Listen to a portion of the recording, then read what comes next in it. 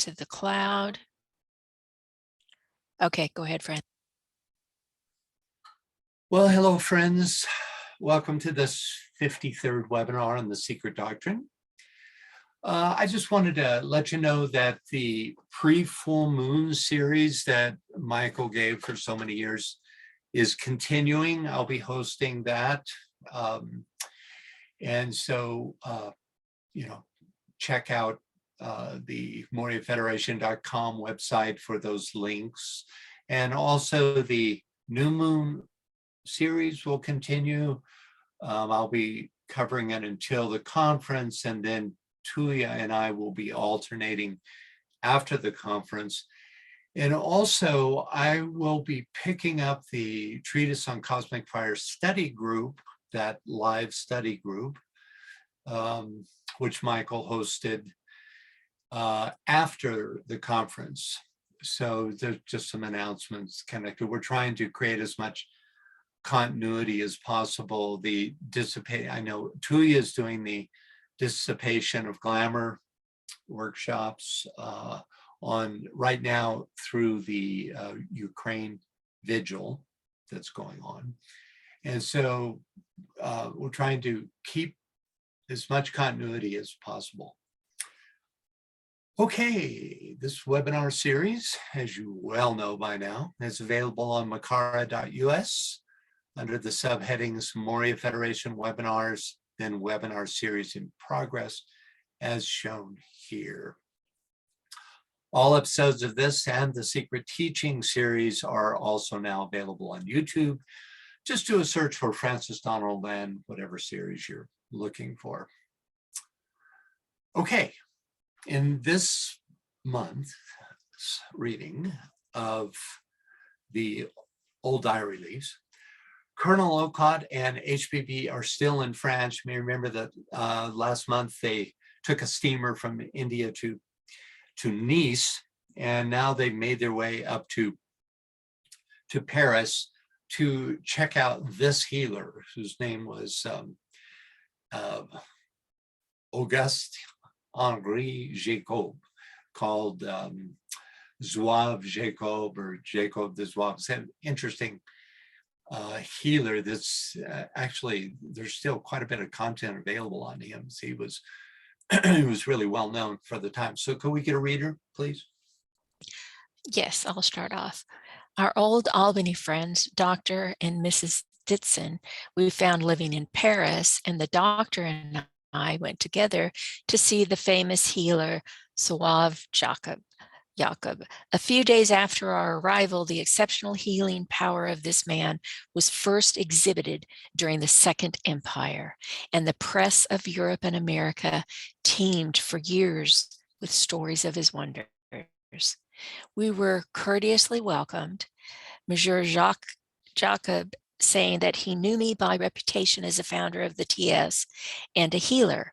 He was a spare man of medium size, lithe, active, and full of nervous force, with his hair cut short, black, firm eyes, and a black mustache. He was dressed in black, his frock coat buttoned, his linen scrupulously clean. He led us to the clinic room, a long, narrow basement chamber with a bench against the walls all around. On the average, he was treating 50 patients a day, and having been at work 20 years, there must have passed through his rooms some 300,000 patients. I was much struck with his method. At the appointed hour, the entrance door would be closed, the patients seated on the benches, and in silence, and with an air of solemnity, Zouave would enter and take his stand with arms folded at the center of the lower end near the door. Okay, next up.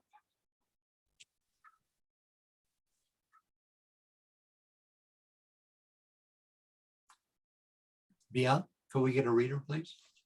Oh, sorry. Lynn, can you read that, please? After a moment of meditation, he would raise his head and slowly glance at every patient, letting his eyes rest on every face deliberately and Then, beginning with the nearest on his left hand, he would stop in front of him and gaze, as if trying to look his body through. Then he would perhaps touch him in some part or not, as the case might be, and ask, "Est-ce là? Is it there?" And upon receiving the affirmative reply, would give some order and make a pass or two, or let the hand rest on the affected part and either let the patient stop or send him away and pass on to the next. Sometimes after gazing at a patient, he would shake his head and say, "Rien, allez," intimating that he could do nothing and the patient should go away. So he would move around the whole room, always silent, grave, impressive, effecting many cures, rejecting some cases, directing others to return the next day for further treatment, taking no fees, but trusting for his support to sales of his photograph and literature. A striking personality, a rather vain man, bitterly resenting the petty persecutions of the doctors of medicine and the priests, which had followed him throughout his career. And which we see an example of here in this illustration. Okay, one last. This, by the way, is Paris at that time, mid-19th century. Go ahead, somebody. Oops, I'm having problems muting and unmuting myself. Carrie, can you please read that for us? I will, with pleasure. I had, it will be remembered, but just completed my 15 months of healings, and his method greatly impressed me with its efficacy and simplicity. It was pure hypnotic suggestion and called for no outpouring of the healer's own vitality, as mine had done. His impassive calm and the mysterious insight into symptoms, the silence maintained, the gliding noiselessly from patient to patient, the joyful words and expressions of such as were relieved of pains in the sight of all, combined to create a vivid expectancy, which his repute as a great healer intensified, and effected spontaneous cures at the moment when his pointing finger touched the spot of suffering. The one indispensable factor was that he should show in his every motion and whole demeanor a sense of absolute self-confidence as the master of pain. It was collective autosuggestion, the mighty power that helps General Booth and all great revivalists to convert their thousands and tens of thousands. Okay, thank you, Carrie. Interesting stuff, this whole 19th century healing phenomenon. All righty, we'll pick up where we left off in a long footnote that references the fact that the great day be with us was called by the Egyptians the day of come to us. So that's the subject of this footnote. Let's reread this footnote so long that actually takes 2 pages to complete it. So let's reread the first half of it here. I'll do the French, even though I'm not particularly good at French. Si le livre des morts by Paul Pierret, le jour devient à nous. C'est le jour où Osiris a dit au soleil, viens. Je le vois rencontrant le soleil dans l'Amenti. The day of come to us is the day when Osiris said to the sun, come. I see him meeting the sun in the Amenti. So could we get a reader for the rest of this paragraph? Yvonne, can you read that for us, please? The sun here stands for the Logos or Christos or Horus, as central essence synthetically and as a diffused essence of radiated entities, different in substance but not in essence. As expressed by Bhagavad Gita lecturer, it must not be supposed that the Logos is but a single center of energy manifested from Parabrahman. There are innumerable other centers, and their number is also infinite in the bosom of Parabrahman. Hence the expressions, the day of come to us and the day of be with us, etc. Okay, so here's where we finished up last month. This translation of the French. So it references Amenti, the Egyptian afterlife, underworld, however you want to look at it. So let's take a look at the Theosophical Glossary entry on Amenti. Could we get a reader, please? Robert, can you read that for us, please? Yeah. Amenti, Egyptian, the underworld, Tuat, the hidden place or secret region, the 15th or last house, At, of the Tuat, called Amentet, Nefert, beautiful Amenti, and described as the dwelling place of the gods, where they live upon cakes and ale. In this respect, similar to the Scandinavian Valhalla, the heaven world or Devakan. The afterworlds were also referred to as Second Hetep, the fields of peace, called in Greece the Elysian fields, under the dominion of Osiris, lord of Amenti. The deceased, entering the domain as a khu, performs the same activities that he did on earth, plowing, reaping, sailing his boat, and making love. On entering Amenti, Anubis conducts the soul to the hall of Osiris, where it is judged by the 42 judges, and its heart is weighed against the feather of truth. If the soul passes the test, it goes to the fields of Alu. If the names of the 15 Ats, the 7 Arets, circles, and the 21 pylons, as well as the gods and guardians of these domains are all known, the deceased is enabled to pass from one mansion to the other, and finally to enter the night boat of the sun, which passes through the Tuat on its way to arise in the heavens. Thank you, Robert. Next up, could we get a reader to finish the quote, the entry? Scott, can you finish that for us, please? The shades who miss this boat, the unprogressed egos, must remain in the afterworld or Kamaloka, while those who enter the boat are carried to the heaven world or Devachan, where they wander about until they return to earth for rebirth. This refers to the passing from world to world by the ego, proficient in knowledge of the names, and thereafter entering the secret or invisible pathways to the sun. The knowledge of the names indicates spiritual, intellectual, and psychic development, by which the ego of the defunct is no longer attracted to the lower spheres.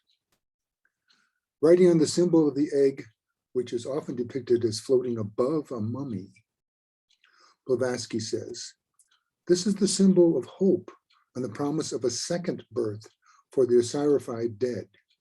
His soul, after due purification in the Amenti, will gestate in this egg of immortality, to be reborn from it into a new life on earth. For this egg in the esoteric doctrine is the Devachan, the abode of bliss, the winged scarabus, being alike a symbol of it.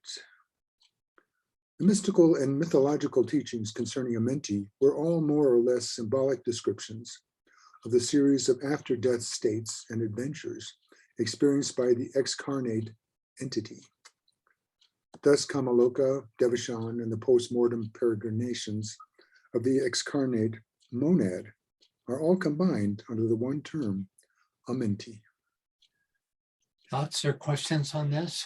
We get a real crossing point here between the two webinar series, because these we're about to move into a chapter on Hermes Trismegistus, the great Egyptian avatar. And this is what we're reading here, really is the basis of that mythology, as well, ultimately, as the basis of all the Greek mystery schools. It all came from this most esoteric orientation, which is the Osirian mysteries. So, Francis? Yeah. You do have a question. Go ahead, Greg. Is this Blavatsky's interpretation of the Egyptian Book of the Dead or someone else's? Because I actually have this very much book with all the symbols and everything, and I was just wondering, I may have already read it because I did a research project between, so. Yeah, well, okay. This quote, this and the previous page here, are from the Theosophical Glossary, which adheres very, very closely to, in fact, it's complete, I'll say it's completely derived from the writings of Blavatsky, and there are other books, but they're all very much oriented towards the Theosophical school that was started and flourished in the last part of the 19th and the first part of the 20th century. So yes, it is oriented in that way. Now, there are other much more exoteric versions, like the writer and Egyptologist Budge, can't remember his first name offhand, who was quite the scholar, but was much more exoteric in his interpretations, right? So this has been interpreted and explored by many different writers. I like the Theosophical Glossary because it adheres to the Blavatsky school of thought. Carrie's got his hand up, but I also wanted to point out, you do have the Secret Doctrine reference in there.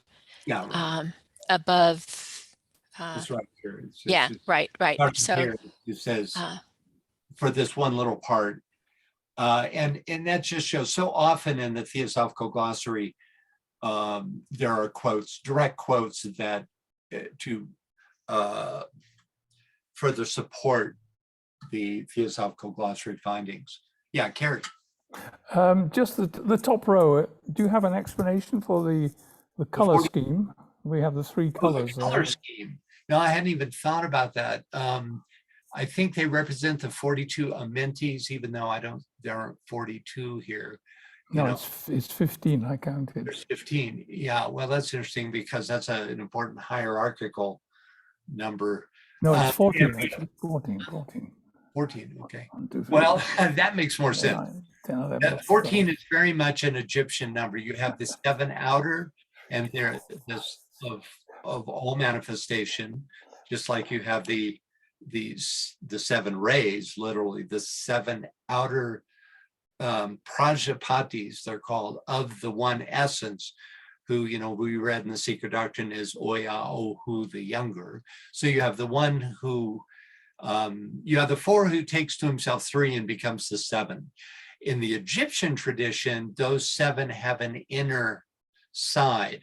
And you'll notice here that 1, 2, 3, 4, 5, 6, is there 7 here? 1, 2, 3, 4, 5. Yeah. You have 7 that have the Ankh of life. And then you have the other 7. That, to me, suggests the division I was just speaking of. There are 7 white as well, 7 white. Oh, you're like, and it looks to me like there's 7 of them with a beard. So that makes me wonder if it's 7 male and 7 female. 3. Interesting. You have 3 red. Yeah. Even though the beard can have other significance, that could be part of it. It's interesting. You have 3 reds, 4 greens, and 7 whites. So, there's the last one is a female for sure, because the hair is hanging over the shoulder, you see, and also the one in the middle. Those are females. Yeah, I'm thinking because of the number that it's the 7 inner sources of the 7 outer demonstrations of these potencies. But I can't answer your question as to the, you see, and that's definitely divided just the first 7 and the last 7. But then you have the 7 white and the 3 and the 4 green and red. Green and red, by the way, are opposite colors. So you again have a kind of yin yang quality there with 3 reds and 4 greens. Anybody else have any insight? You need to tap into your intuition here and see if anything comes up. There is going to be definite and specific teaching about this, but I don't have it at my fingertips. Greg suggests it could be in reference to the 7 sisters of the Pleiades and the 7 brothers of the Great Bear. Yeah, I mean, you could, there's, whether that was the Egyptian reference or not, that could definitely be a philosophical translation of source and manifestation, which, those 2 star bodies represent source and and a more outer manifested. And Lynn says green for matter and red for spirit. Yeah, but we don't know for sure that was the Egyptian, and it holds because you have the 3 red, which suggests the spirit aspect, also suggests the will aspect. And then you have the 4 of the matter. So, 3 and 4, for instance, of the higher triad and the lower quaternary, I just hesitate because we don't know the Egyptian framework here, but certainly it has theosophical implications. And the little panel on the right, or the big panel on the right, it kind of follows in with that theme, that you've got the 4, the 1 red, the 1 green, and the 2 white in what looked like that flower thing, right? And then standing behind are the 1 green woman and the 1 red man. So it's carrying forward whatever that color scheme and theme is. Yeah, indeed. And these 4 here are different.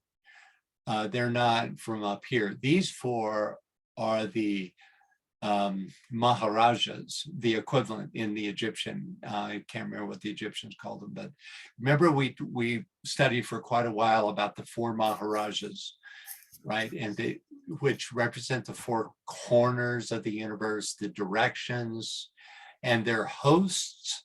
And those hosts have different qualities, some beneficent, some not so much, right? So that's, in this reference, it would see this is the waters of space. And so then from the waters of space issue forth the lotus of manifestation, and which are ruled by the 4 Maharajas,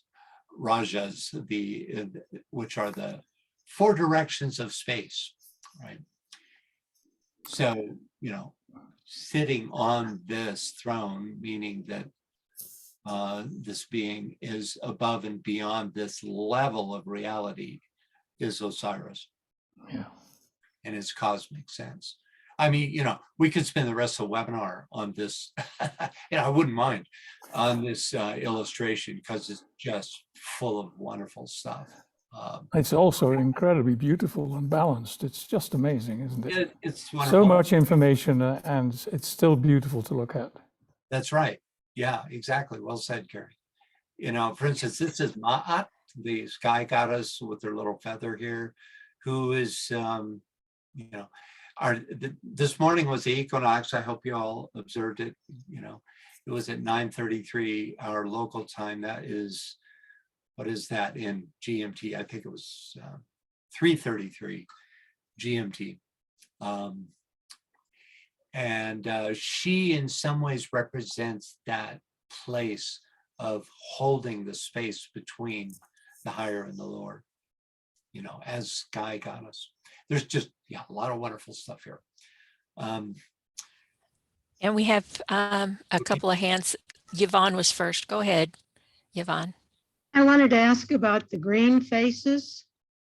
There's white and green, and it looks like brown. Yeah, I'm not. And red too. Do we have any Egyptologists in the crowd? I, as so often happens, I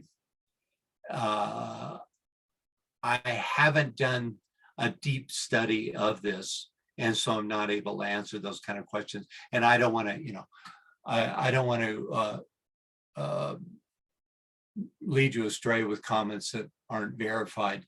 I can say that kind of like, and this is conjecture, because you have to remember that what you might come up with is not necessarily what the ancient Egyptians believed, even though there's some,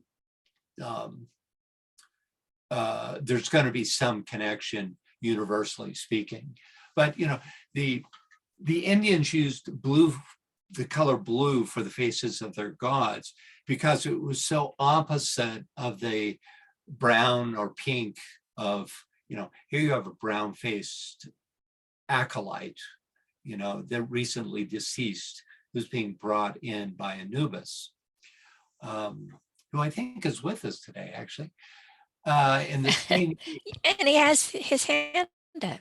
oh, okay. I probably should let him speak. Well, in that same way, I'll just finish my thought. In that same way, it could be, emphasis on could, that this green face of Osiris is also indicative of a godlike color, as opposed to the brown color of an incarnated or recently deceased human. Yeah, let's get some questions going. That's how I can do with that. I'm sorry, I don't have, like I say, I haven't done a deep enough study of this to be able to answer them from the framework of the Egyptian mystery school, right? Okay. Go ahead, Scott, and then after Scott, you, Robert, okay? Francis, what is the source of this illustration? Oh, that's a good question. I didn't write it, did I? Let's see if this previous one. No, sorry, I don't have that info for you. They, you'll find them very similar, and it's an important point because you have to keep in mind.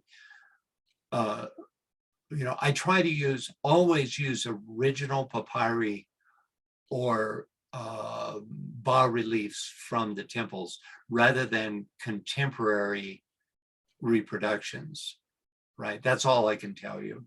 Sorry, I didn't give you that assignation. Well, it looks like a papyrus and it's extremely well done. It's certainly better than anything we normally see in Egypt that you can buy. But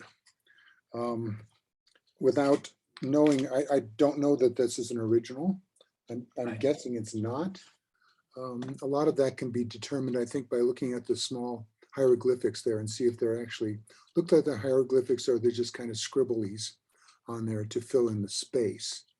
And if it's not an original, then all questions about coloring kind of go to whoever did it, colored it the way they wanted.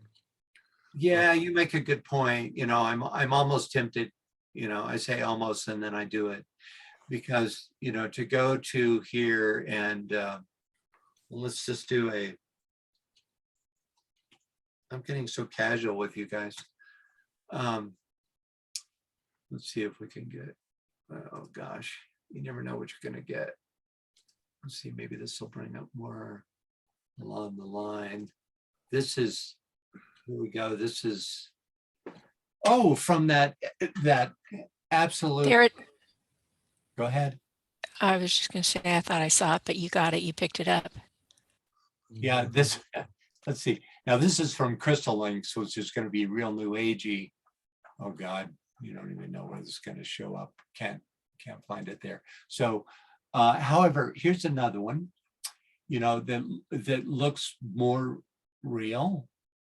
Let me just do a quick copy of this. I think this looks more real. I think it's the same. It's just compressed. The colors no, were it's not the different. same. No, No, it's the not the same. colors are different. Yeah, but it's, look at the dad, a guy that sees Journey to the Afterlife, right? See, so often they don't really give you real provenance. And this is the case there. This looks to me to be identical, but a different copy of it, which is actually, no, it isn't identical. I'm looking at it closer now. So let's go back over here where we are, and I'll just paste it on this, and we'll go. Greg says that he doesn't think it's an original because he has the Egyptian Book of the Dead with the original prints from the papyrus of Ani. And the colors are different in the original rather than is demonstrated here Right, in yeah. this book. You can see that this is different. For instance, there's stars up above on this, but we are seeing a repetition of these colors being the same and of these being the same. My opinion, which is far from definitive, is that the color features are correct. So, but you would have to do a deeper dive to determine that. One thing which is consistent are the two figures in the brown or red. They look strike red to me. They are the candidates for judgment. They're being led towards Osiris. Oh, absolutely. Yeah, that's right. And that's, one of the, tend to think of, Egyptology and this is having a kind of dry quality because the translations are usually quite stiff and dry. But if you look at these illustrations, it's really a beautiful thing, especially if you have some understanding of what's going on. Your heart is weighed against the feather, right? And you're brought in compassionately before the throne of the Great One. It's really a beautiful, rich tradition, right? But in defense of myself, I'll just say that these were just meant to be illustrations for the material that's presented here, and I'm thrilled that you all are this interested in the material. I would love to do a deep dive. Perhaps we will in the other webinar series where, in the Hermes Trismegistus and the mysteries of the pyramid chapters, which, we're going to be in Egypt for quite a while on that side, even though this is kind of just a passing reference of Blavatsky's. So anyone else want to make a... Yes, Robert. Oh, I'm sorry. Go ahead. Sorry, I jumped on you there. Back to the other illustration. Just pointing out of those 14 figures up there, 2 of them are animal heads. You have Ra up front or Horus up front, and the 6th one is Sekhmet. Yeah, good point. And then there's more particularly the Osirified 2nd figure in white with the white. There you go. That is Osiris. So there's a lot more up there than we're getting to. Oh yeah, certainly is. But yeah, 14. The 14 is 1/3 of the 42.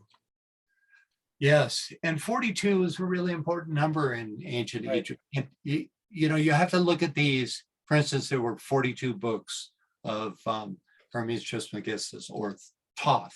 That's a Greek word. Thoth is who is here. And here's one of those books. This is, he wrote 42 quote unquote books, right? That's a symbolical number of a much greater output, right? That suggests certain qualities. It's a number of completion. And if, even in theosophy, it's a number of manifestation.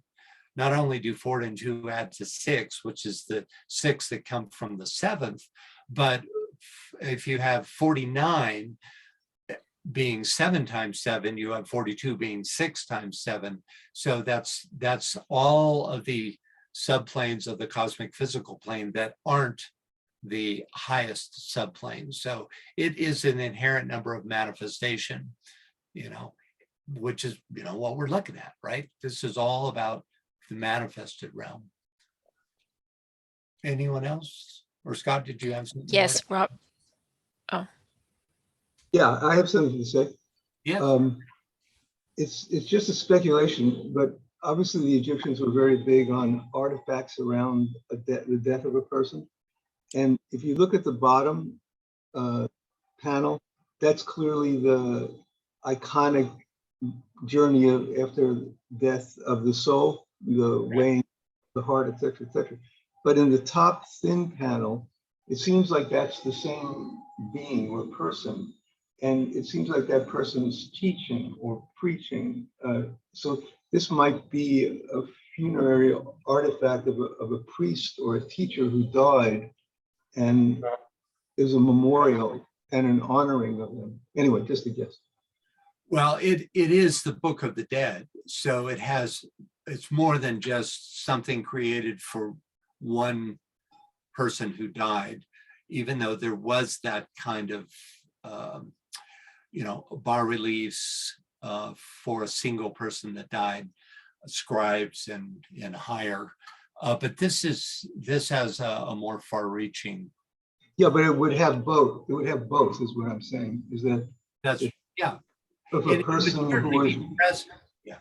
a Go ahead. person who was much respected and died, they would be plugged into the iconic archetypal imagery. Absolutely. That's the Egyptians, they got it, that it wasn't personal, that upon when you were deceased, that you entered into this iconic flow, right? That everyone becomes a part of.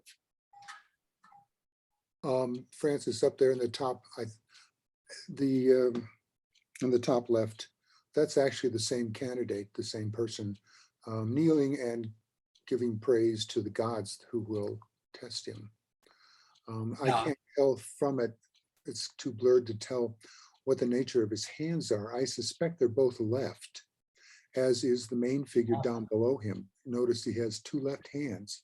It's not because the Egyptians couldn't do right and left, because they do a lot of it. It's deliberate. Yeah. What do you make of that? I think that's in that aspect of reception, the left hand being a receiver. Yeah, that's good. Yeah, I like that. Yeah. And a reception where you look up in front and you see Horus, he's got right and left hands. Cyrus does, everybody does. But this. But he's in this place of just in reception. I think so. That's just. Is that, good point. sorry, was it the previous slide where it said he had to name all of the, not only did they weigh the heart against the feather, but then they had to, name names of the 15 Ots, the 7 Arets, the 21 pylons, as well as the gods and guardians of these domains are all known. So I was wondering if that was a presenting of those names. Oh, you mean here somehow? Is that what you're asking? What is a presenting of those names? You're wondering if the individual who died, their heart is being weighed and they are presenting the names of those people that we saw in the last slide. Yeah, possibly. Yeah. It could be. It's important to realize that knowing the names of the stages and gods, it's not a question of memorization. These guys weren't Catholics, right? But rather of being able to become one with these progressive stages of awareness. And thus you're able to enter, the night boat of the sun, right? Which is depicted here, right? It's having experienced these stages that are described, the 15 Ots, the 7 Arets, circles, that's very much like the 7, the planetary rulers of the 7 circles in the Greek system that you progress up through until you finally move beyond space and time by graduating out of the Saturnian circle. Remember that, right? So that you just wonder if that's not that.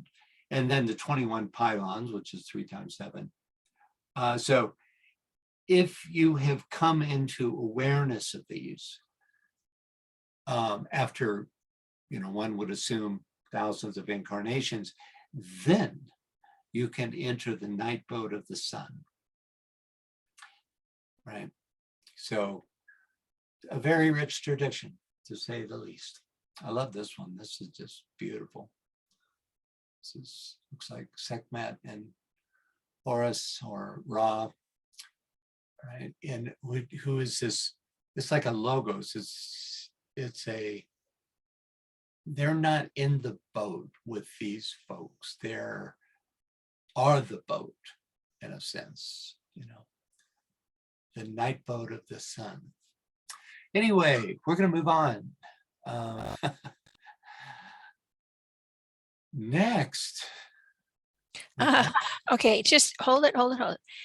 Lynn says Egyptian painters relied on 6 colors in their palette: red, green, blue, yellow, white, and black. Good to know. Madder and indigo were known principally as textile dyes, but may also have been employed in ink form as artists' pigments. Good to know. Yeah. So they would have become inherently symbolic colors, for certain specific principles, which we can guess out, but without some deep scholarship, you're not going to necessarily know what that is. For instance, white, we say, oh, white is holy. Well, not in the East. White is considered the form aspect, so you have evil gods, quote unquote, powers, potencies that are rendered in white garb and white faces, etc. So it's not universal, these color associations, right? Same with black. It could represent the source of light as well as evil or darkness. Okay, anyone else? Is that it? I think that's it for right now. Yay. No, Good dialogue. It was a great dialogue. Yeah. This is what makes these so good. So, and you never know where they're going to occur. If I knew in advance, I would do a deeper dive and be able to be more helpful. But you never know where people's interests are going to go. Okay, next up, the sun here stands for the logos or Christos or Horus as central essence synthetically, and as a diffused essence of radiated entities, different in substance, but not in essence. Of course, this goes, right back to the idea of the logos of being that unified source of the 7 form aspects that radiate from it, right? You can take this all the way back to the central spiritual sun, of which the sun is a manifestation.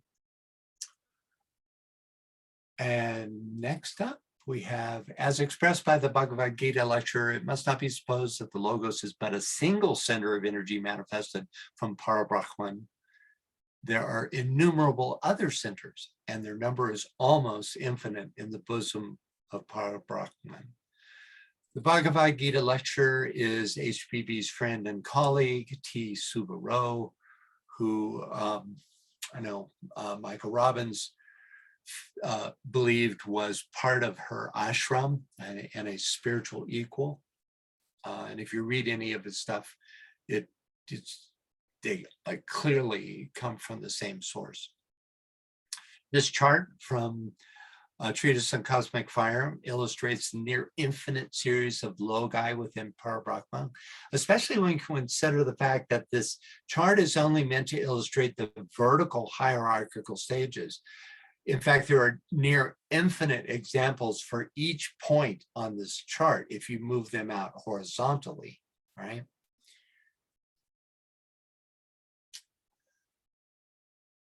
As here described, there are innumerable other centers, and their number is almost infinite. That's an important phrase. Infinite is not a number. It's not a lot. Joseph Campbell said, infinity is not a long time. Infinity has nothing to do with time, right? It's the sum total of the concept of time as a, rather than being the sequence of time. right?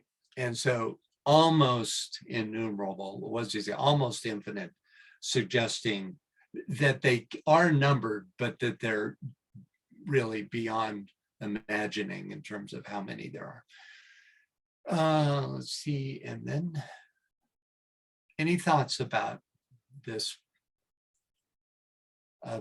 paragraph?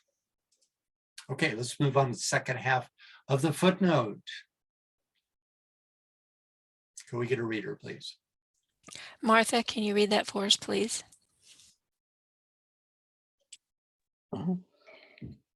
Just as the square is the symbol of the four sacred forces or powers, Tetractys, so the circle shows the boundary within the infinity that no man can cross, even in spirit, nor Deva, nor Dayan Chohan.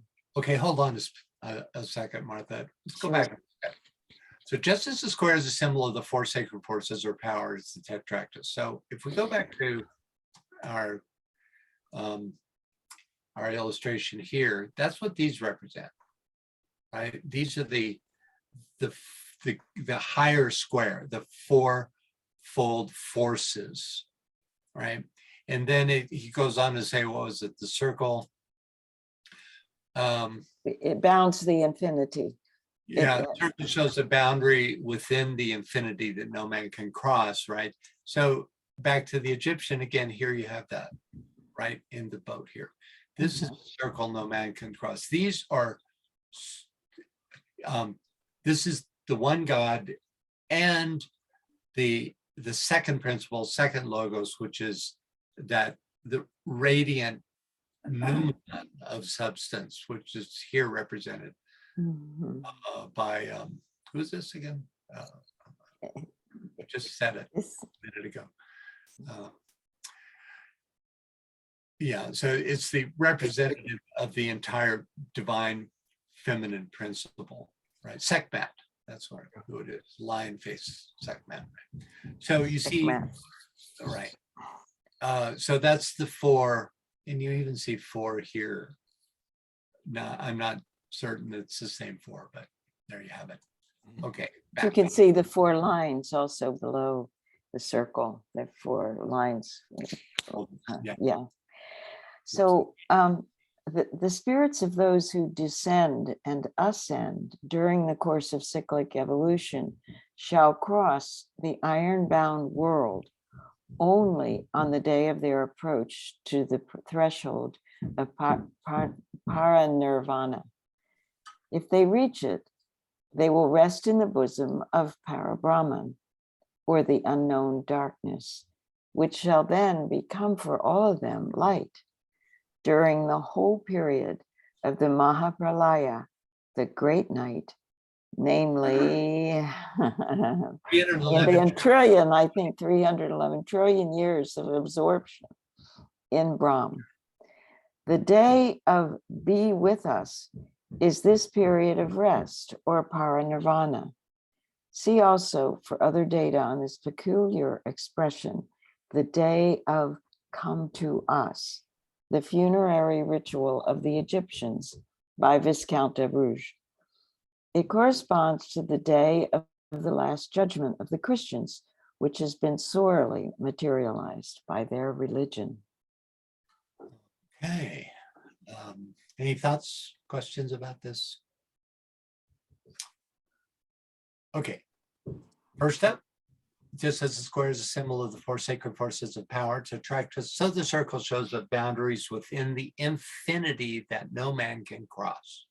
You know, this whole thing has been about the ring Pasnat, right? If you just look over here, the ring Pasnat, inside of which you come into this day be with us, which has its Egyptian counterpart, right? So towards the end of the Secret Doctrine, he quotes from the old commentary, which relates the circle to the Tetractys. This is really a high teaching here. So could we get a reader, please? Francis, is Kalpa a time period, or is it like a ritual liturgy? It's Okay, thanks. Thank you. a great link. Thank you. Reader, Greg, please. can you read that for us, please? Yeah, these numbers are explained in the commentaries in these words. The circle is not the one, but the all. In the higher heaven, the impenetrable Raja, the circle becomes one because it is the indivisible and there can be no Tao in it. In the second of the three Rajamsi, or worlds, the one becomes two, male and female, and three, add the sun or logos and the sacred four, tetractys, or the tetragrammaton. In the third, the lower world, or our earth, the number becomes 4 and 3 and 2. Take the first two, and thou wilt obtain 7, the sacred number of life. Blend the latter with the middle Raja, and thou wilt have 9, the sacred number of being and becoming. Thank you, Greg. So here the old commentary describes the 7 stages of descent into matter. The first is the realm of no number or non-being, the sum total. Then from no number, the one indivisible being issues forth. Then absolute unity becomes father-mother, whose interaction through Fohat creates the sonship or logos. Then we have come to the stage of the tetrarchus, the 3 in 1. Okay, could we get a reader for this teaching on the tetrarchus from the second volume of this SD? Yes, I'll attempt. The summation of the stanzas in Book 1 show the genesis of gods and men taking rise in and from one and the same point, which is the one universal, immutable, eternal, and absolute unity. Okay, hang on. So that's either here, if you do a top-down version, or here, there is, you can make an argument for an emanation from a central point. So go ahead. In its primary manifested aspect, we have seen it become, in the world of metaphysics, the spirit of the universe, or cosmic ideation, called by some the logos. This logos is the apex of the Pythagorean triangle. When the triangle is complete, it becomes the tetrarchus, or the triangle in the square, and is the dual symbol of the 4-lettered tetragrammaton, as in the manifested cosmos, and of its radical triple ray in the unmanifested, or its noumenon. At the commencement of a great manvantara, Parabrahm manifests as Mula Prakriti and then as the Logos. This Logos is equivalent to the unconscious universal mind, etc., of Western pantheists. It constitutes the basic of the subject side of manifested, basis of the subjective side of subject side of manifested being, and is the source of all manifestations of individual consciousness. Mula Prakriti, or primordial cosmic substance, is the foundation of the object side of things, the basis of all objective evolution and cosmogenesis. Thank you, Biel. We've covered a lot of this, and so I'm hoping that, even though it's very abstract, very dense material, that at this point, it's at least flecked with light coming in, with recognition of some of these concepts that are coming forth, right? Okay, any questions about this teaching? All right. Up next, the spirits of those who descend and ascend during the course of a cyclic evolution shall cross the iron-bound world only on the day of their approach to the threshold of paranirvana. Okay, the spirits who descend and ascend are all the sentient life forms in all kingdoms. Descending and ascending refers to the involutional and evolutional arcs.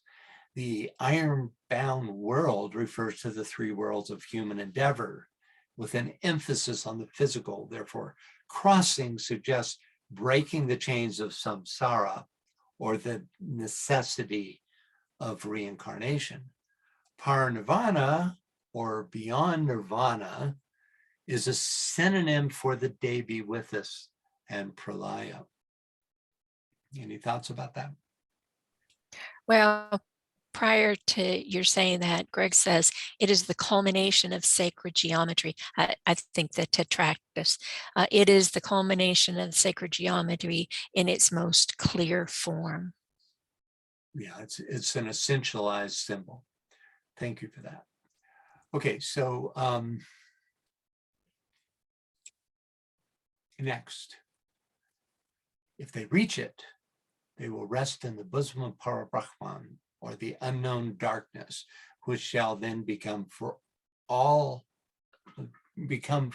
of them light during the whole period of Mahapralaya, the great night, namely 311 trillion 40 billion years of absorption in Brahm. This statement describes a cosmic or Maha Pralaya, not a systemic Pralaya.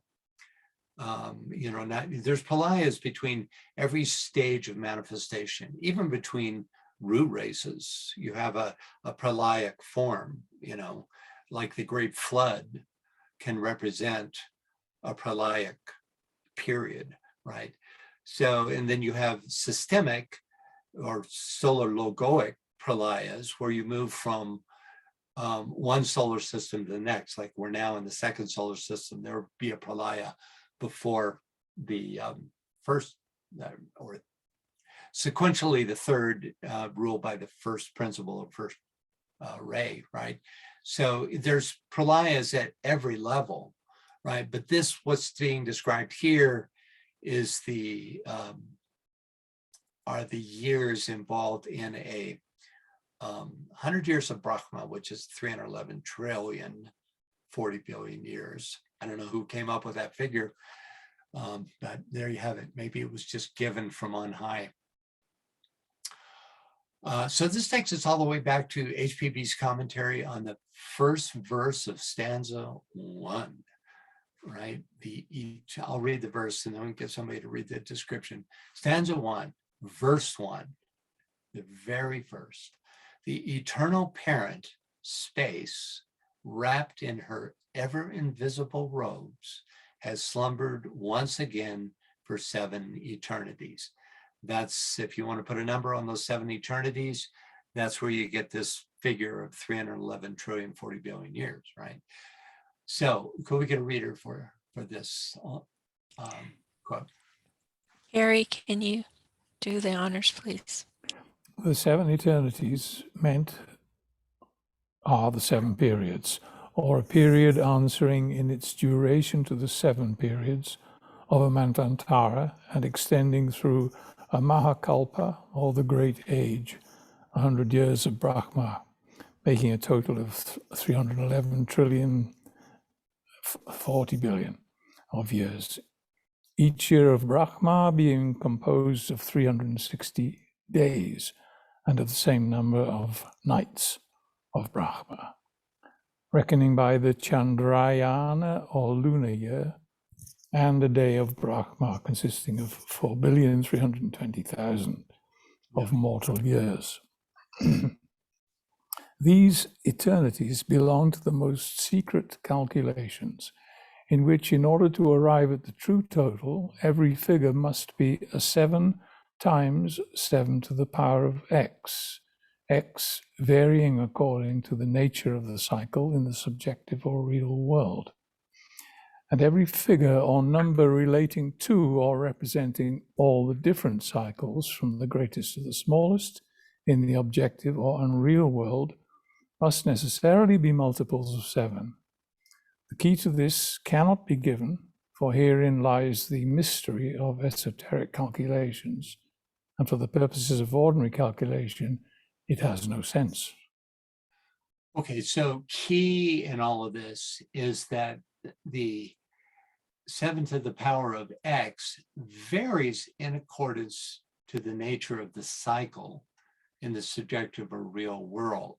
So this is a magical formula that is causal and subjective to the outer particulars, the outer variations, which vary according to the nature of the cycle, right? So, for instance, every globe could use this fundamental calculation, but the actual passage of time would depend on the nature of the globe and the elements involved, et cetera, right? Because time varies in its essential nature. No, time varies in its manifest nature depending on what level of consciousness is being demonstrated, right? And for instance, different globes demonstrate different levels of consciousness. Does that make any sense?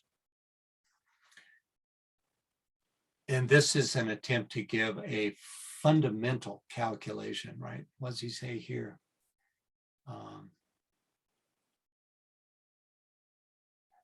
Belonging to the most secret calculations, right? In order to arrive at the true total, right? Francis? Yeah. Greg put a link in the chat to everyone that says the age of the Earth is around this number. He says closer to 4.5 billion years. Right. And it's interesting, yeah, that actually is pretty close to what's described here as a day of Brahma, right? That's pretty cool. Thanks, Greg. Okay, next up we have the end of the last paragraph of commentary on stanza 5. So it looks like we're going to make it today. Could we get a reader for this? Lynn, can you read that, please?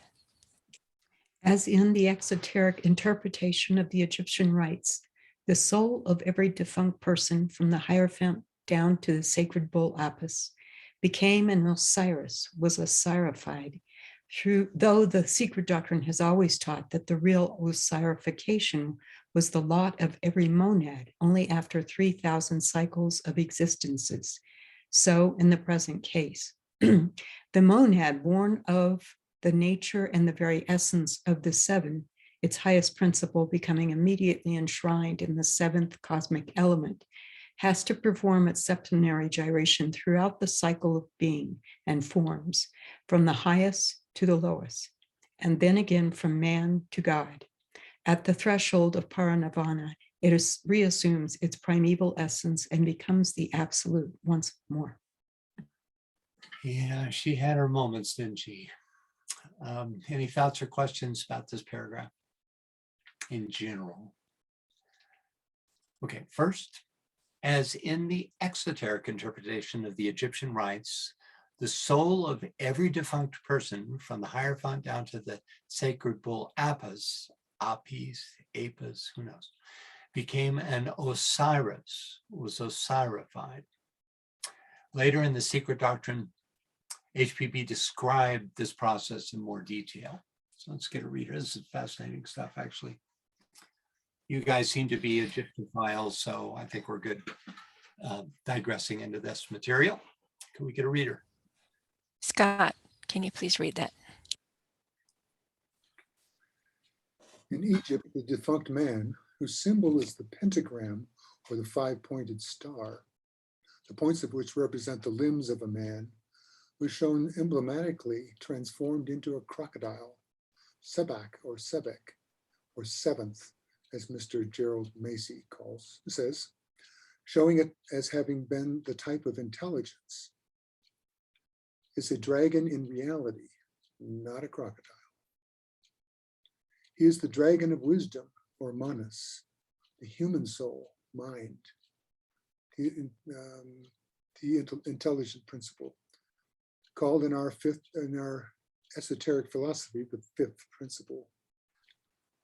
Says the defunct Osirified in the Book of the Dead, 1. I am the god, crocodile, presiding at the fear, at the arrival of his soul among men. I am the god, crocodile, brought for destruction. An allusion to the destruction of divine spiritual purity when man acquires the knowledge of good and evil, also to the fallen gods or angels of every theogony. 2. I am the fish of the great Horus, as Makara is the crocodile, the vehicle of Varuna. I am merged in Sekten. This last sentence gives the corroboration of and repeats the doctrine of esoteric Buddhism, for it alludes directly to the fifth principle, manas, or the most spiritual part of its essence, rather, which merges into, is absorbed by, and made one with Atma Buddhi after the death of man. For Sekten is the residence or loka of the god Kem, Horus, Osiris, or father and son, hence the Devachan of Atma Buddhi. In the ritual of the dead, the defunct is shown entering into Sekhem with Horus Toth and emerging from it as pure spirit. Yeah, okay, and it goes on. Could we get a reader, please? Yvonne, can you read that for us, please? Thus the defunct says, I see the forms of myself as various men transforming eternally. I know this chapter. He who knows it takes all kinds of living forms. And in verse 35, addressing in magic formula that which is called in Egyptian esotericism, the ancestral heart, or the reincarnating principle, the permanent ego, the defunct says, O my heart, my ancestral heart, necessary for my transformations, do not separate thyself from me before the guardian of the scales. Thou art my personality within my breast, divine companion watching over my flesh's bodies.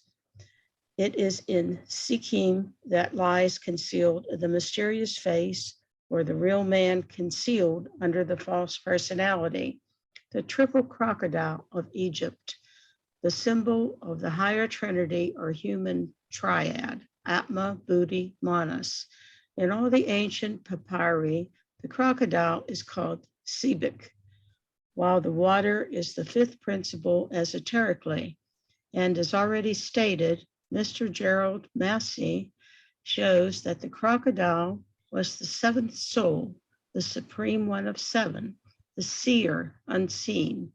Even exoterically, Sikkim is the residence of the god Kem, and Kem is Horus, avenging the death of his father Osiris, hence punishing the sins of man when he becomes a disembodied soul. Thus, the defunct Osirified became the god Kim, or Kem, who gleans the field of Anru,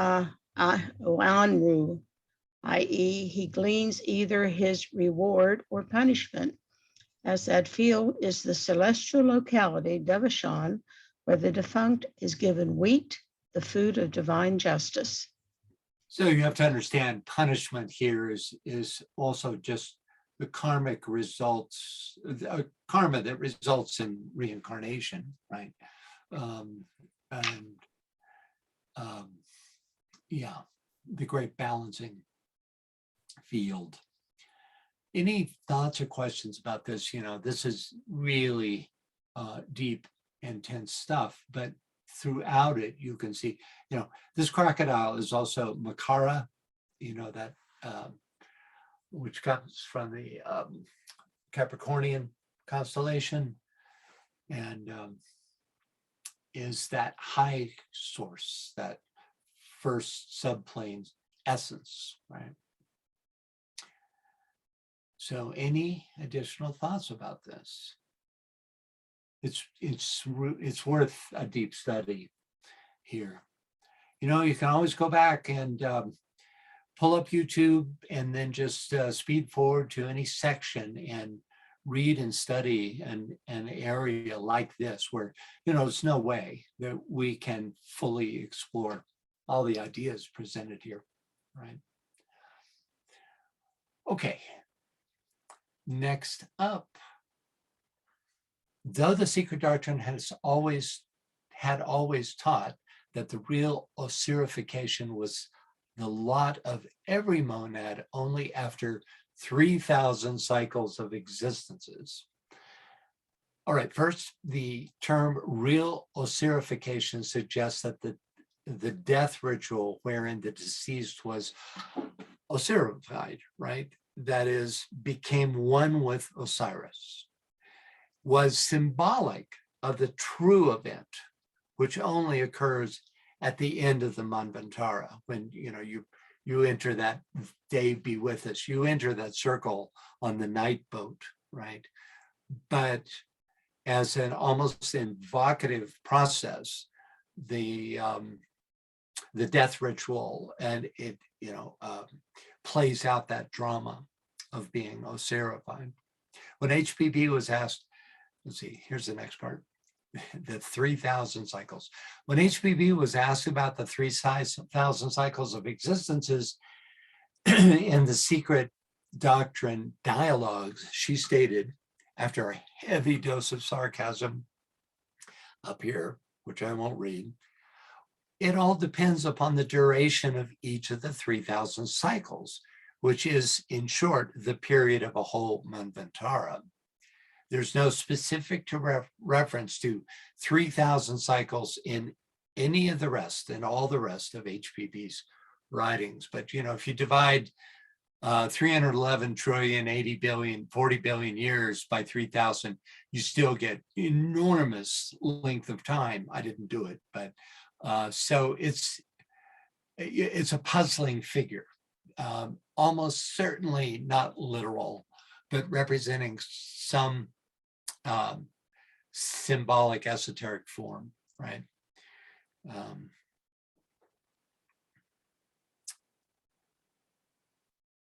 Okay. Next, the monad is born of the nature and the very essence of the seven, its highest principle, becoming immediately enshrined in the seventh cosmic element. Since this is stated in the context of the Egyptian mysteries, let's take a look at a related passage from the Divine Pymander, verse 20 through 23, translated from the Arabic by Dr. Everard way back in 1615. It's the first English translation of the Divine Pymander. While reading, consider the idea that the pronoun he is the monad. So could we get a reader, please? Greg, can you read that, please? Yeah. 20. Having all power, he considered the operations or workmanships of the seven.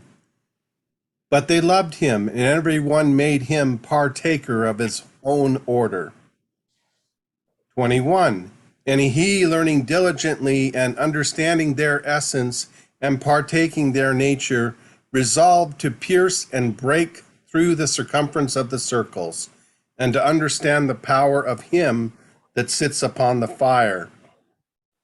And having already all power of mortal things, of the living and of the unreasonable creatures of the world, stooped down and peeped through the harmony, and breaking through the strength of the circles, so showed and made manifest the downward born nature, the fair and beautiful shape or form of God, which when he saw, having in itself the insatiable beauty and all the operation of the seven governors, and the form or shape of God. He smiled for love. It's a beautiful thing. And it talks in very specific terms about the subplanes of the cosmic physical plane and this ultimate ring past naught, which is represented by the logoic plane. Okay. Any thoughts or questions about this?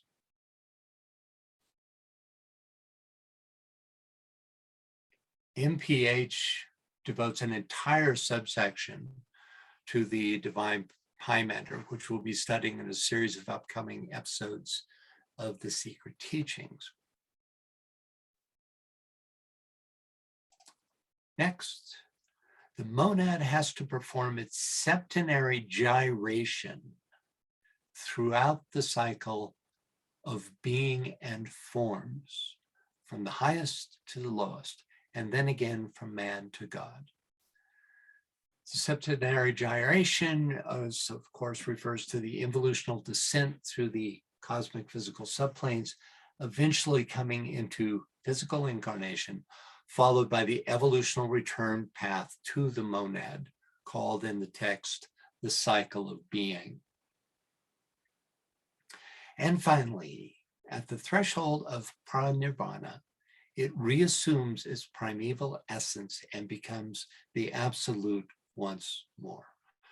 Paranirvana is another term for pralaya, and or you could say that you enter paranirvana, which is a state of being, at this period that is beyond time and space, called pralaya, and that is altogether called the day be with us.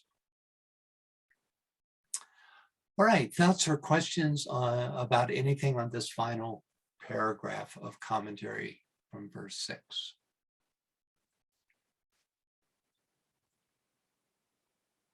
All righty then, having considered HPB's, Yes. I see. Go ahead, Greg. Yeah, I'm sorry. I was just thinking about on that last diagram that shows the first, the monad, and then it works it, it goes the first aspect, second aspect, and third aspect. Is this in reference to that the monad itself is the first aspect and the other two just emerge out of it? And so the second and the third aspect are not really monadic in their own right, except in the final conclusion of their existence? Well, that's a great question. It's all monad. I used to ask Michael Robbins how he was doing. He said, well, not bad for monad manifesting as a personality. It kind of gave you some idea where he was at. It's all monad, but you have the idea, like with the soul, you have the idea of the monad on its own plane, which is here, right? This, by the way, is not so much this has to do with logi.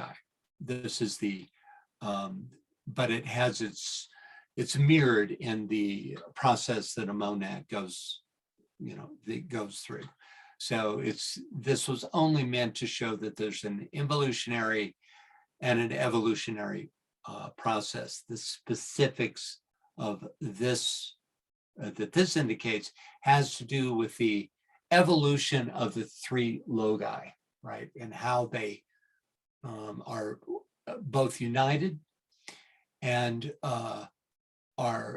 have specific aspects or specific qualities, right?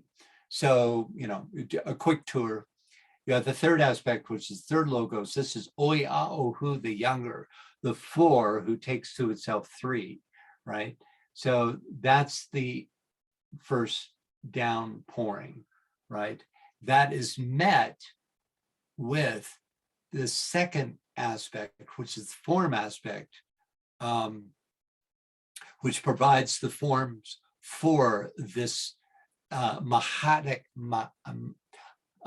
the both phohatic and mahatic, right?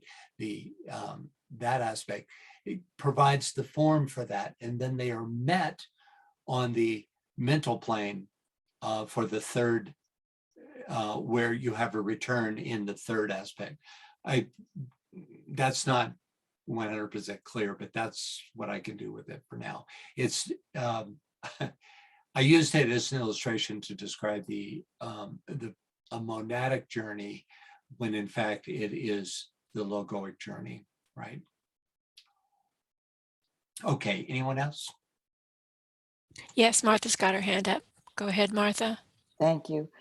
Mine is just a comment. I'm blown away by the parallels in all the different traditions, because I remember, these communities, these cultures never knew one another or knew what the other was saying. So, and somehow it just becomes so clear in the Egyptian rendition of it all. But in that last diagram, I guess, where the outpouring, the third level here ends, I guess that's humanity's job. I guess that after all these hundreds and millions and billions and trillions of years, the energies have come together in a way that in coming back to that aspect, it's this that we're left to do in this third outpouring. And is this your rendering? No. It's an old one. It's a very old. Yeah. Yeah. That just speaks to this time. I keep thinking that when they use these large numbers, it's really like saying, guys, this is a big deal. This is really a big deal. It's the whole deal. Yeah. So I just wanted to comment. A point of clarification on this too, which is these outpourings are sequential. That is, so you can understand them if you relate them to the solar systems. The first solar system was the form aspect oriented. We're in the second solar system, which is this second outpouring, right? It's another way of looking at it, right? And then the third outpouring is really the first aspect, right? Comes from the first aspect. In the next solar system, we will be responding to the third outpouring, so it's another angle on this. Be contributing to it in a way. We'll be creating, returning to divinity. Well, we are it, it's, we're all of us are all actually this, the very center of the first aspect. That's within the ring past nod, the day be with us, where we are the absolute on this outward journey, right? Has to perform its septenary gyration through the cycle of being and form, which is represented, though not directly, I might have found a better illustration for this, but this is a more cosmic illustration of this journey, right? Of the stages of this journey, right? But you're never not this. You just don't know you're this, and you have to find out, and that's part of this process of becoming, right? You're imprisoned in form, and then through your own efforts, you release yourself from this form, right? Okay. So any final comments on this?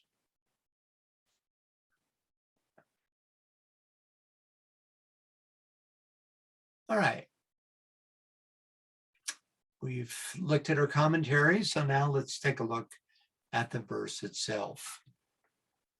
First up, the Lepika circumscribed the triangle. To determine the identity of the three who make up the triangle, we need to go back to verse 5 of stanza 4, where we find that darkness, the boundless or the no number, Adi Nidana Svabhavat, are made up of three aspects: Arisanat, the no number, for he is one. The voice of the Lord, Svabavat, the numbers, for he is 1 and 9. And finally, the formless square. And these three, we're told, enclosed within the circle are the sacred four. So the Lepika circumscribed the triangle. These are the three that are being circumscribed. These qualities, these high qualities, right? It is that which is here listed that is circumscribed by the Lepika. Interestingly, the Lepika are introduced for the first time in the Secret Doctrine in the very next verse. Circumscribing the triangle is what forms the ring pas not that we've been talking about all through this verse. This is done by the Lepika because, as we know from a treatise on cosmic fire, the Lepika lords control the periodical manifestation of all life in this solar system. Could we get a reader for this quote, please? Yes, I'll read it. It is through this knowledge that the Lepikas control the bringing in and the passing out of every life, divine, superhuman, solar, and human. And it is through a consideration of that formula, which is the basic formula for a solar system, that the physical plane appearance of a solar logos is controlled and the length of a cosmic pralaya settled. Thank you, Bill. Any thoughts about this? Next, the first one, the vertical line or the figure 1. With this phrase, HPB alludes to the super-rational function pi, which defines the numerical relation between the circle and its diameter. Through the agency of this potency of pi, the quote-unquote first one initiates manifestation. As a result, the transcendent circumscribed realm, the ring pas not, is hidden by the Lepika, and all that's left is the one, right? Could we get a reader for this? Martha, can you read that, please?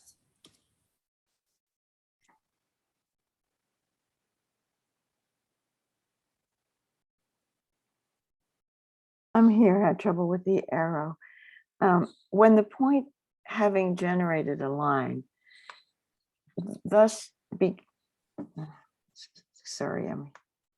when the point having generated a line, thus becomes a diameter, which stands for the androgynous logos, then the figures become 3, 1, 4, 1, 5, or a triangle, a line, a cube, the second line, and a pentacle. When the son separates from the mother, he becomes the father. Okay. Yeah, it's this last phrase is important to get. Anybody want to describe what this means? When the son separates from the mother, he becomes the father. Now the clue here happens right here. This is the mother, right? The father is the circle with the point in the center, or just the circle if you're talking about the first logos, right? This is the son separating from the mother. Right? It's moving down into diversification, you could say, the first singularity, right? So, and at this point, then this formula rules, right? Which is pi, and it determines what comes after that. So when the son separates from the mother, he becomes the father. It's the new father. So you have the refulgent glory, Oya Ohu the younger, right? That's the new father of all that follows, the 7 in 1. The true father sometimes called Narayana, who breathes over the face of the deep, is not a singularity. It is the entire, it's the reflection of the absolute in all existence, right? Okay. Martha has her Just hand up. you know, the Aries logo, the motto of Aries, which we're moving into, I come forth and from the plane of mind I rule. Is there something connected to this? They sound. Yeah, they're related. It's very much related in the sense that it's the impulsive, not the usual English, that which impulses, right? That kind of impulsive, that which impulses into the form aspect. It's that subjective source of the becoming. So, you know, at the beginning of the round of 12 constellations, you have that represented by Aries, and its higher counterpart, you have that represented by the third logo. So in that way, they're very much related. Thank you. Any astrologers want to weigh in on that? Okay.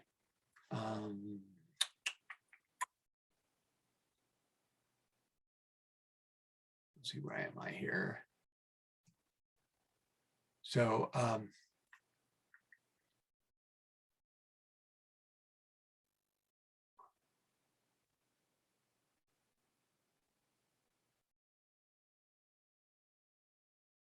so the first one initiates manifestation. As a result, the transcendent circumscribed realm is hidden by the Lupika. That's what's going on here.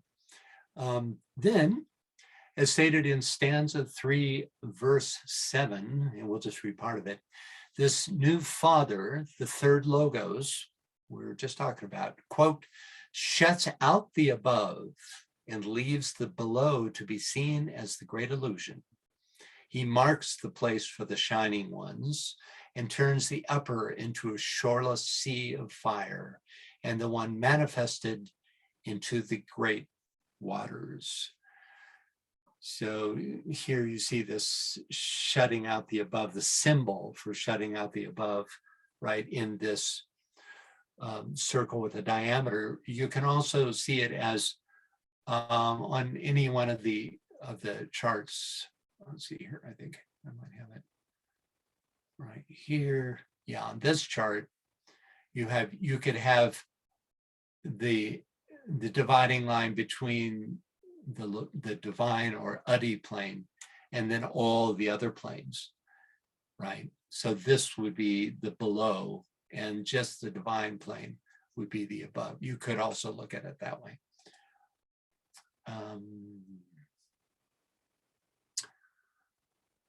Next, the cube. HPB says, above, the sun is the whole cosmos. We're talking about third logos again. Below, he is mankind.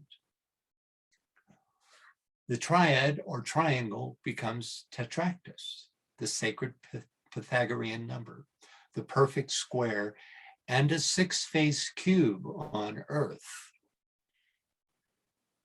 So, you know, right there you see the noumenal aspect, that causal aspect of the tetractys, which demonstrate as a as the six-faced cube, which introduces the four directions, not the directions of 3D space, but rather the four great energies or maharajas that both guide and rule manifestation.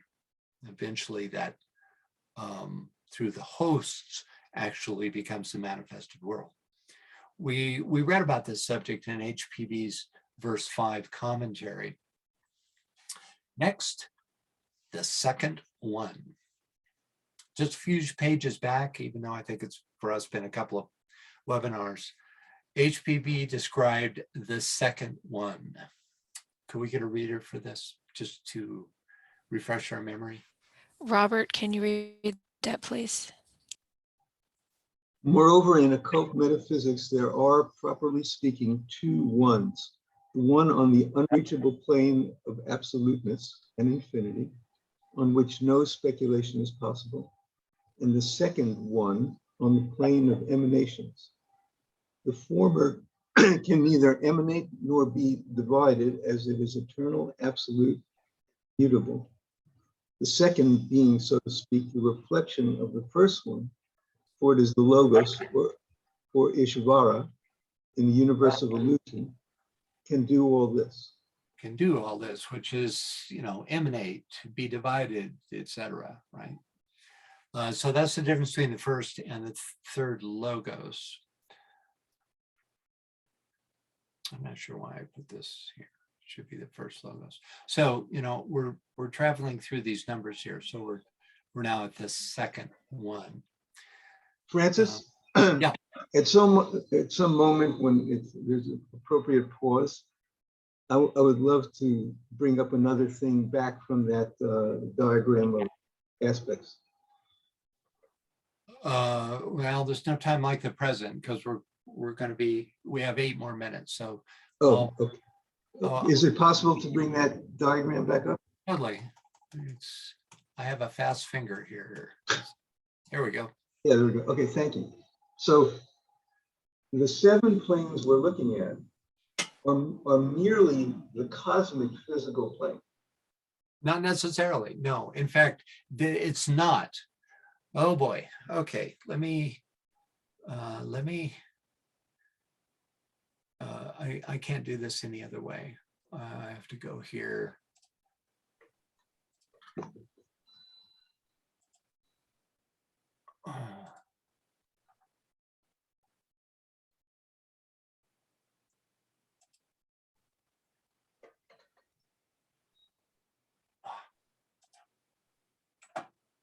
Okay, here we go. So can you all see this? This is the cosmic physical chart. So what you have is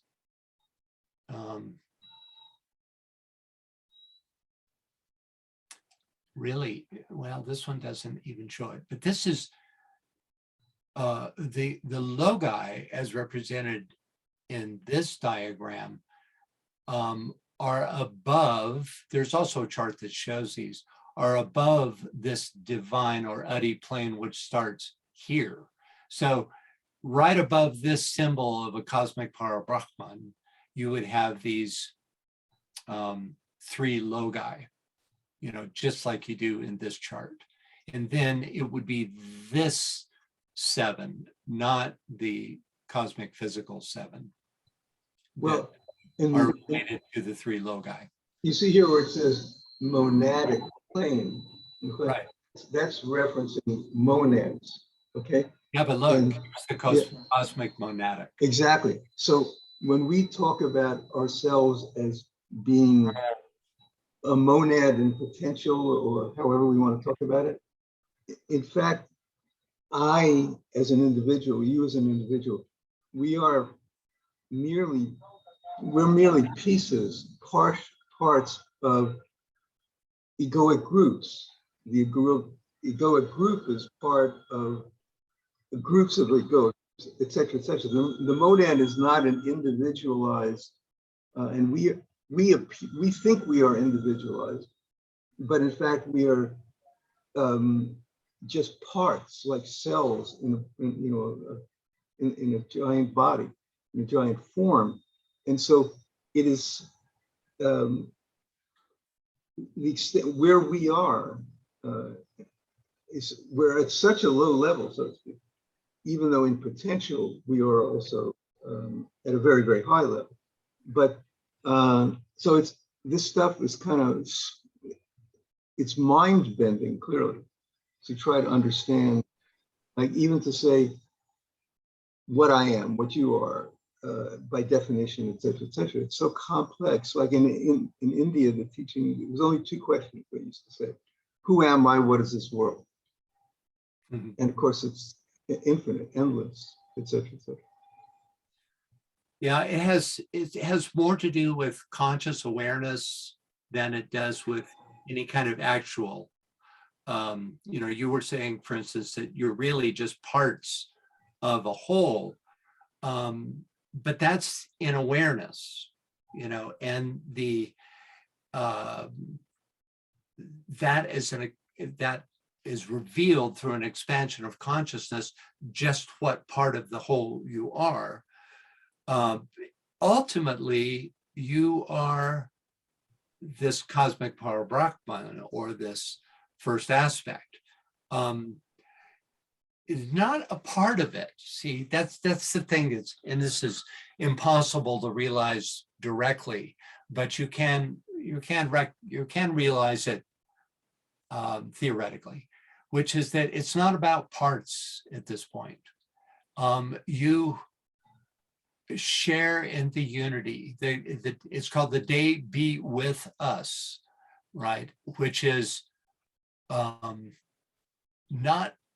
a group that has gathered. It is a unity of spirit essence, of which you are not a part, but within. That's why in the East, they often represent it as a drop in the ocean, right? Because, what's the difference between the drop in the ocean? Really, it's that drop is the ocean. In essence, there's no difference, right? You put it in the ocean and it's not like a part of the ocean.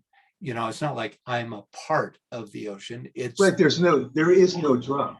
There's only the ocean. No drop anymore.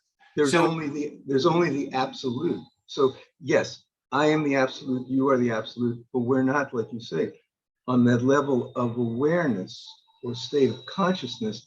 The journey that we're on is to understand that we are the absolute. But we have so many steps, parent steps. Sure do. So it's not sure what I'm getting at, except that I think that diagram is also from Cosmic Fire with the aspects, right in the outpourings, which is, I think it was a lead better. I think it's from a Theosophical journal somewhere. It's a Ledbetter diagram, which I think also gets repeated in Cosmic Fire. So what I'm saying is that it's so complex, I think, for me to try to understand this. But of course, this is the journey, the relationship of the individual to the universal, which is a constantly fluctuating part of everybody's experience. Well, the very next step is this. So contact your soul, do the steps to become soul infused, which is acting as if, and you're infinitely far from this kind of final absorption, but it's exactly this. It is that. In other words, it belongs to that direction, that stream. One of the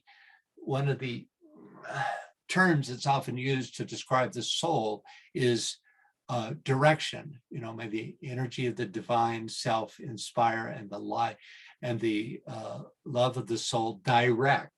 It's the idea is that it's direction. So linking with the soul puts you in this stream that ultimately drops you on the shores of the infinite, you can say. And the initiations are recognition of stages in the journey or in the process. What about that? Initiations. Yeah, what about it? They are recognitions of stages of awareness. They're not recognitions of changes of your being. They're just recognitions of growing awareness. Yeah, exactly. And at the seventh initiation, you finally leave way down here. Do you see my cursor? Way down here at the bottom on the right. You finally leave that area. Exactly. Cosmic astral. The master of DK has not had, by his own admission, has not had any experience of the cosmic astral. So he is still working in these higher areas there. That's let's move on, if you don't mind. Greg has his hand up. Go ahead, Greg.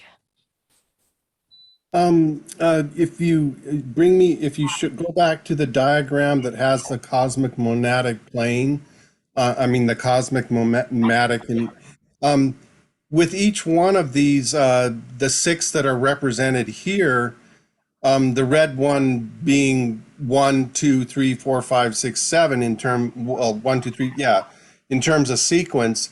In this case, this is a representation of an individual that might, or a consciousness that might have an understanding at that level of the fourth monadic interpretation.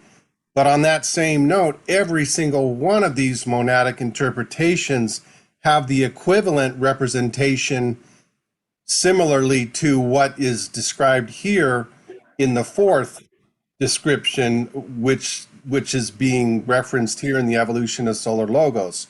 So I guess that's what I was thinking, is that you don't have to limit any sense that if we are even tapping into that cosmic monadic, which is unlikely, we can still presume or act as if we are there. And at that same point, we can act as if the energy or the what is it, the impression or the comes from whatever form it comes through in either one of these 7 representations. Does that make sense? Not completely, but I followed you mostly.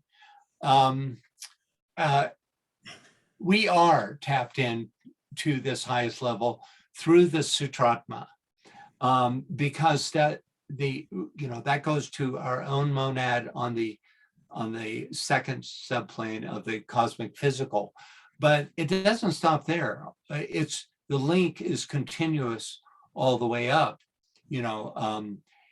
so without connection to the cosmic monadic, we wouldn't be, and I use the word literally, we wouldn't capital B-E, but it's all the impulse of it. It's the impulse of the cosmic monadic that we exist. It's the impulsing energy that comes from that highest place that we exist. And if we can ever even presume or speculate where that might be, that's great, or not. It's just because there's no way to really confirm it. There's only your own speculation and your sense of development on or initiation level or whatever, I guess. Yeah, I always go back to DK saying that he has no experience of the astral, cosmic astral. So, where this chart came from, it was probably given from a very high source, like Sanat Kumara, some source like that, just to give us a diagram to work with.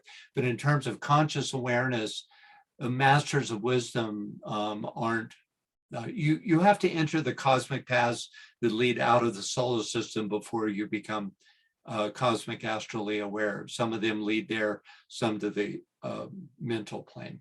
And that's all we're going to do with that.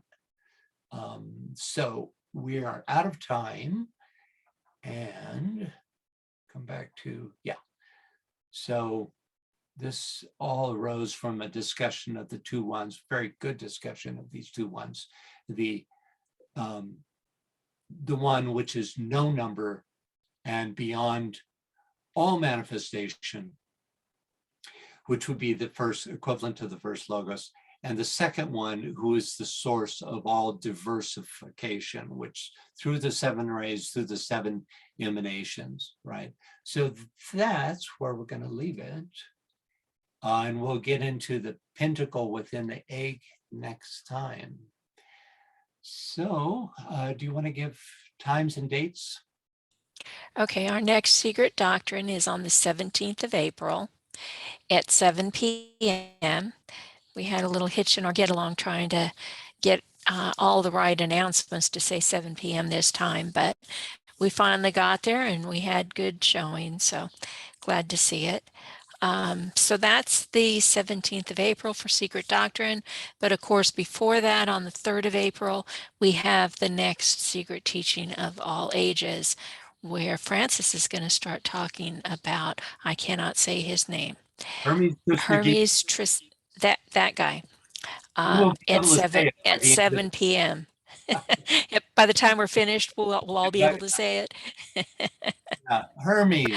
Okay, so Yes, whose planetary manifestation is Mercury, right? right.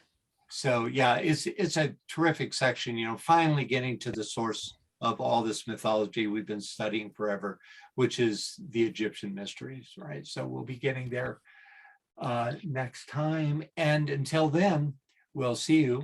And again, if you want to be a part of the new moon, which will be in a couple of weeks, or the pre-full moons, just go to